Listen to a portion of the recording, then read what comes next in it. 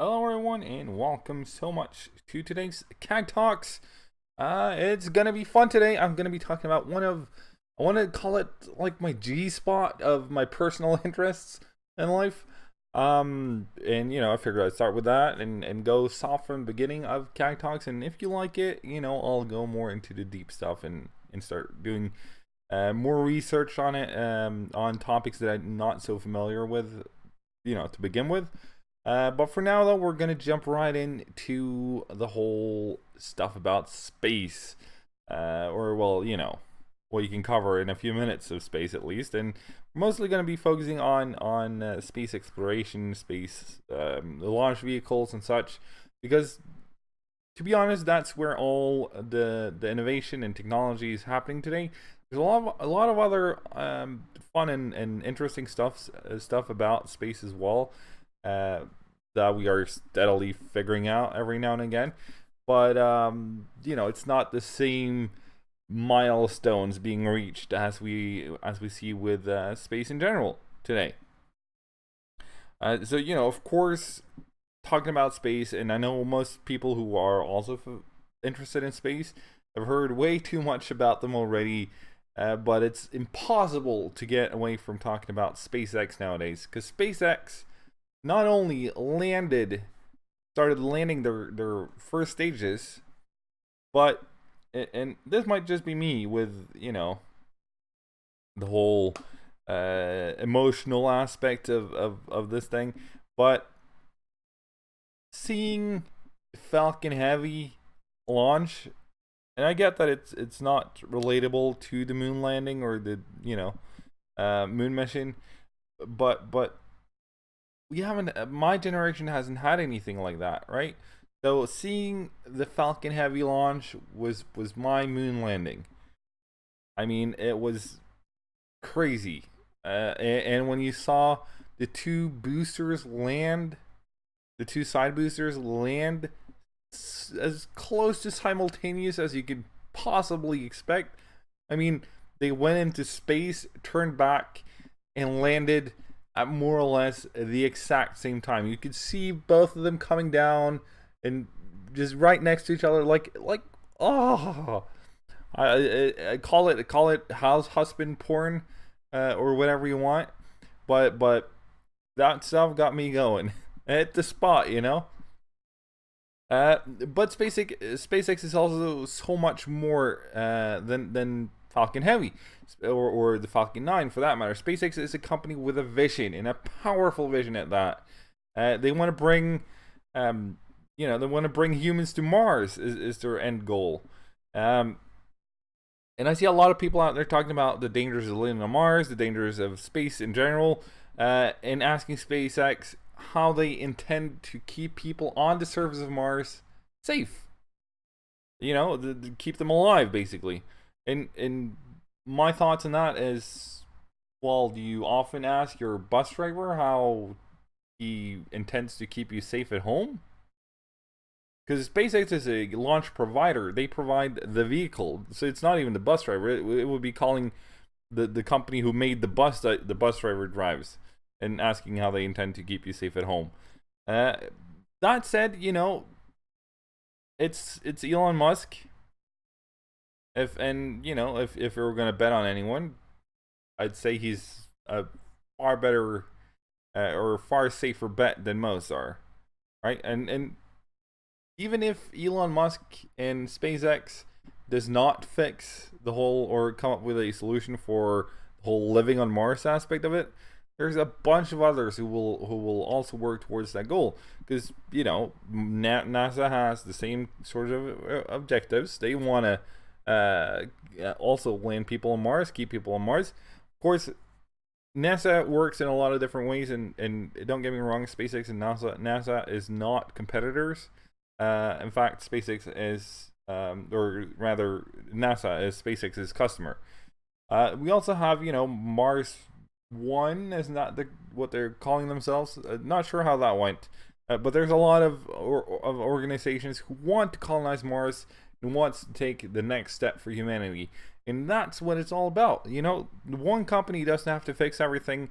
If they can fix, the BFR taking us into into space, which is fully reusable, where you can reuse the upper stage and the lower and the first stage, then holy smokes! I mean, the BFR is set to have in-flight refueling. It's said to have 40 cabins, large common areas. I mean, it almost feels like a Star Trek vibe out of it, which is crazy.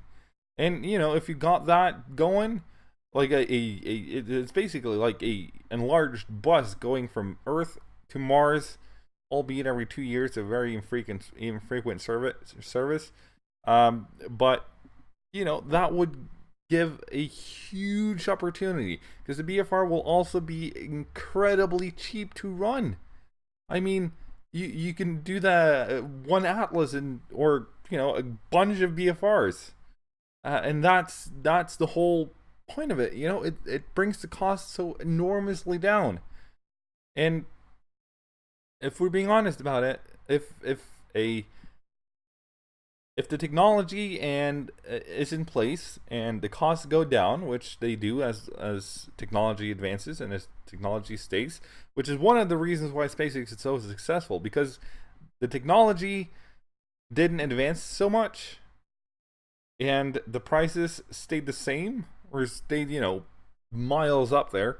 And then SpaceX comes along and they say, you know what, there's plenty of stuff to improve upon here, and we can make the launch costs ridiculously much lower. I mean, it's a fraction of the cost of what it once cost, right? Just to launch a vehicle. And that is the beauty of it. So what SpaceX wants to do is just terrorize the bottom line of United Launch Alliance and just send people or equipment cheaply to Mars. And when you can send equipment cheaply to Mars, I mean, cheap is a relative term. Obviously, it's going to be way more than a pack of gum, but it will be cheap in terms of space travel or space launches. And when SpaceX can do that for you, then it will be a lot. And I cannot emphasize enough how crazy much easier it will be for other companies to also pitch in and come up with new solutions for how to do it on Mars. Now, of course, whatever happens with the BFR, I mean, SpaceX is pouring a tremendous amount of resources into it, and I'm sure they wouldn't have done that if the physics didn't work out, or the math for that matter.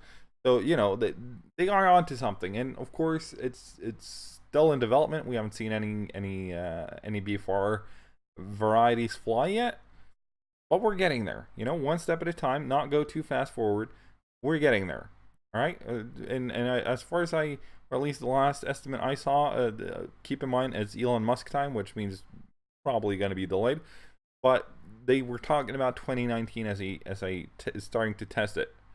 And if we see it tested, that might spur some inspiration into more people as well.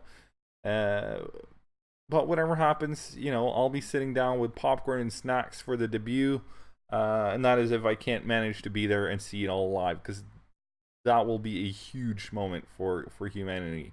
And I get that, most people see, well, we got a lot of problems here on Earth and all that. Of course we do. That's not the point. The point is, we can learn so much from going out into space, and it's a matter of resource allocation, right? So if you were to allocate the resources we now spend on, or SpaceX spends on research into space launch technology, rocket launch technology, and rockets and technology and such, into solving other problems that we have on Earth, it wouldn't even scratch the surface. It's minuscule amount, and with that minuscule amount we can still learn so much about other stuff, so in the other stuff can help us learn more on how to fix other problems. That is a huge benefit, and just want to have that said. Now, this was going to be a talk about space in general, not just SpaceX, or it was supposed to be a talk about space launches, what is fair enough. There's more people out there than SpaceX, even though it's very easy to get caught up on SpaceX because they have in fairness, they have gotten the furthest with their plans of the currently groundbreaking companies in terms of space technology, right? So we have SpaceX. They're already launching the Falcon 9 and the Falcon Heavy into orbit. They were talking about the crew capsule and all that stuff. Already have a lot of promising stuff happening for them. Now, another company which is working more towards the private sector of space is Virgin Galactic, right? And what they want to do is they want to put you on a space plane, I suppose, that will take you up into space for I seem to remember it being around 5 minutes or so of weightlessness. And that's an experience you can get, and it's impossible to remake that same experience here on Earth. So that's a pleasure cruise without question. Then again, 5 minutes. I mean, you're gonna experience weightlessness for a lifetime, and you only get 5 minutes to do so. Now, of course, if you're rich enough to afford the 5 minutes of weightlessness that they aim for, we're still talking crazy amounts of money here. The last I saw was $250,000 for 5 minutes of weightlessness. That's $50,000 a minute. Now, maybe it's just me not having those amounts of money stacked away under my pillow. But, I'm guessing if you can afford $250,000 once, you might be able to do it twice or 3 times or whatever. But still, what is important to know note for you and me, people in general, is that it's $250,000 for a ticket now. But what happens with these sorts of advancement in life is that it starts out at a high price point because they have to cover research costs. They have to cover a lot higher production costs because you're making everything from scratch. There's no blueprints. There's no factories. You can go and just pick up what you want. You can't go into the store and buy it. And there's a lot of aspects of it that requires a lot of money up front, and of course they need to get the money back. But once it starts to get streamlined, technology develops, the price tag also goes down. I mean, way back when, 30, 40 years ago or whatever, people had to have crazy amounts of money just to go on a plane. And today, at least in my parts of the world, most people go on a plane several times a year, at least once. And the same thing will happen with this. And of course, 5 minutes ain't that long, but in a few years, it's probably going to be 15 minutes or 20 minutes, or you can choose your time frame for how long you want to experience weightlessness, and that's going to be crazy. I mean, to me, it sounds like 5 minutes of pure euphoria. That's just me, though. I might not be, the ideal person to answer that, but that is what I feel like. Now moving on though, there's because SpaceX and Virgin Galactic is very different companies, very different outfits working towards very different goals. Both want to get to the same place in the universe, which is space, obviously. Approaching it in very different ways. SpaceX already launching. Now there is another company out there which cannot be underestimated, and that is Blue Origin. Sorry, Blue Origin is owned by Jeff Bezos, something like that. He is the founder of Amazon and currently the richest man on the planet. At least at the time of this recording, he's been bipping and bopping with Bill Gates there on the title. But the difference is Jeff Bezos is moving upwards. Bill Gates is more or less, just living the life. Now, what Blue Origin wants to do is they've already launched a few, demos, so to speak, where they launch a rocket up and then land it again. The difference between the difference we've seen so far is that SpaceX has been launching, towards a arc, for orbit. So they've been going for orbital launches. And at least I'm not up to date on Blue Origin. I follow SpaceX religiously. Blue Origin, when every now and again. Now what they've done so far is they've gone to suborbit and they've basically gone straight up and down, right? And they are also landing their rocket, so that is super cool and a huge step forward. It's cool to see that different companies can reach the same, I want to say, tier of technology, tier of innovation when it comes to rocket launches. Now, what the Blue Origin is going to do next is the New Glenn, which is going to be a reusable orbital launch platform, which is the same as the SpaceX's Falcon 9 or Falcon Heavy. This will, however, be the first orbital rocket that they do. The Glenn is, as I think the current rocket is called, is not a orbital rocket, it's a suborbital rocket, right? So it's a difference in how far up they go and whether or not they can, circularize their orbit and so forth. And along with the New Glenn, which I believe will be launching around 2020, they'll also have the New Shepard, and that's to help, bring people to orbit. Which is a great thing. And of course, with human rated rockets, there's a lot more check marks to check than what it is with cargo flights, which is what SpaceX is doing per now. And one can say a lot about SpaceX is already there. Whilst Blue Origin is far behind. Sure, they haven't reached the same milestones yet, but then again, Jeff Bezos has done it before, and he seems a little bit more calculated and down to earth, so to speak, pun intended, with his deadlines, than say I don't know, Elon Musk. But then again, Elon Musk is usually right, or plus minus a few years.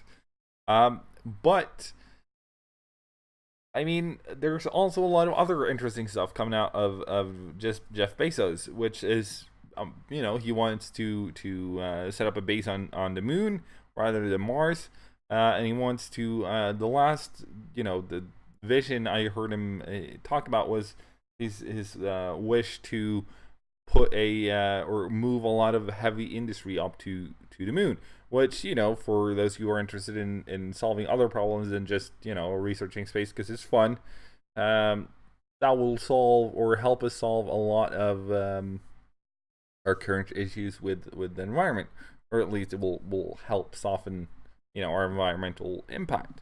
Because what heavy industry is dirty, it's resource consuming, it's taking up a lot of the resources we have, natural resources. So moving that to the moon, great stuff. And if you're worried about the greenhouse effect on the moon, don't, because the moon does not have the same atmosphere as we do here on Earth, so it won't be the same problem or same challenge, I should say. But I think we'll leave it there for today, though. I hope you all enjoyed. I know that I said I was going to talk about space and all that, but there's so much to cover, and I just wanted to start somewhere, getting the first little notches in the belt. I hope you all enjoyed. If you did, please smack the like button. If you want to stay up to date on this, CAG Talks, or our next Final Frontier video, podcast thing, or if you just in general want to like my voice and want to hear me talk, be sure to subscribe. And in the next Final Frontier video, or talk, I'll be talking about, amongst others, 3D printing in space, which is mind-blowingly revolutionary. We'll be talking about a little bit about different plans different companies have. Like I mentioned, SpaceX want to go to Mars. Blue Origin wants to go to the moon. They're all, SpaceX also wants to go to the moon, obviously, and Blue Origin also to Mars. So there is a completely cobweb of different plans and structures out there. So we'll be talking a little bit more about that in the next one. But that is of course depending on how this is received. So if you want to hear that, then leave some love. I mean, it doesn't require that much. This is my opinion of it. Anyways, thank you so much for watching. Thank you so much for listening. I love to hear from you, and I hopefully will see y'all in the next one. Till then, here we go.